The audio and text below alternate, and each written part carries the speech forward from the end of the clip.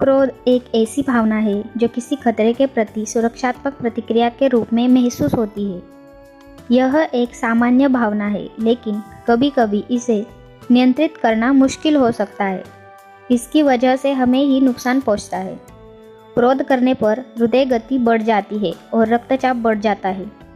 इससे सोचने समझने की क्षमता कम हो जाती है। क्रोध से मानसिक स्वास्थ्य समस्याएं हो जाती है।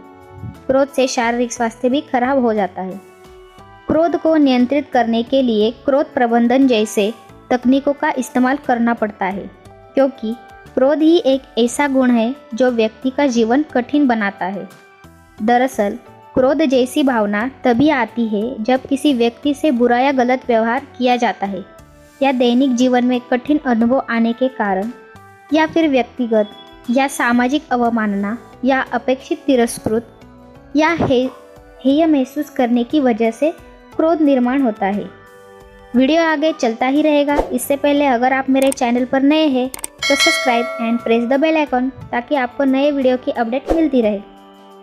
हेलो फ्रेंड्स, स्वागत है आप सभी का मेरे यूट्यूब चैनल में ज्ञान को। क्रोध इंसान का सबसे बड़ा शत्रु है और इसकी वजह से बने बनाए काम बिगड़ सकते हैं।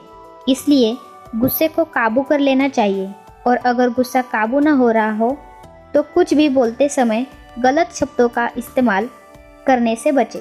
गुस्सा और तूफान एक जैसे होते हैं, क्योंकि इनके जाने के बाद ही हमें मालूम होता है कि कितना नुकसान हुआ है। एक ऐसे ही क्रोधित व्यक्ति को बुद्ध ने किस प्रकार शांत किया, चलिए देखते हैं इस वीडियो में।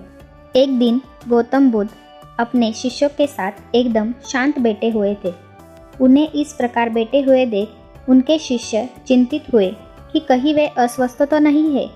एक शिष्य ने उनसे पूछा कि आज वह मौन क्यों बैठे हैं, क्या कोई शिष्य से कोई गलती हो गई है। इसी बीच एक अन्य शिष्य ने पूछा कि क्या वह अस्वस्थ है, पर बुद्ध मौन रहे। तभी कुछ दूर खड़ा व्यक्ति जोर से चिल्लाया, आज मुझे सभा में बैठने की अनुमति क्यों नहीं दी गई है। बुद्ध आंखें बंद करके ध्यान मग्न हो गए। वह व्यक्ति फिर से चिल्लाया, मुझे प्रवेश की अनुमति क्यों नहीं मिली। इस बीच एक उदार शिष्य ने उसका पक्ष लेते हुए कहा कि उसे सभा में आने की अनुमति प्रदान की जाए। बुद्ध ने आंखें खोली और बोले, नहीं, वह अछूत है, उसे आज्ञा नहीं दी जा सकती। यह सुन शिष्यों को बड़ा आश्चर्य हुआ। बुद्ध उनके मन का भाव समझ गए और बोले, हाँ, वह अछूत है। इस पर कई शिष्य बोले कि हमारे धर्म में तो जात पात का कोई भेद नहीं है, फिर वह अछूत कैसे हो गया।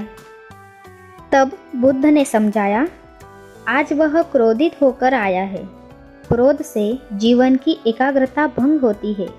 क्रोधी व्यक्ति प्रायः मानसिक हिंसा कर बैठता है, इसलिए वह जब तक क्रोध में रहता है तब तक अछूत होता है। इसलिए उसे कुछ समय एकांत में ही खड़े रहना चाहिए। क्रोधित शिष्य भी बुद्ध की बात सुन रहा था। पश्चाताप की अग्नि में तपकर वह समझ चुका था कि अहिंसा ही महान कर्तव्य व परम धर्म है। वह बुद्ध के चरणों में गिर पड़ा और कभी क्रोध न करने की शपथ ली। इससे हमें यह सीख मिलती है कि क्रोध के कारण व्यक्ति अनर्थ कर बैठता है और बाद में उसे पश्चाताप होता है। इसलिए हमें क्रोध नहीं करना चाहिए। असल मायने में क्रोधित व्यक्ति अछूत हो जाता है और उसे अकेला ही छोड़ देना चाहिए। क्रोध करने से तन, मन, धन तीनों की हानि होती है। क्रोध से ज़्यादा हानिकारक कोई और वस्तु नहीं है।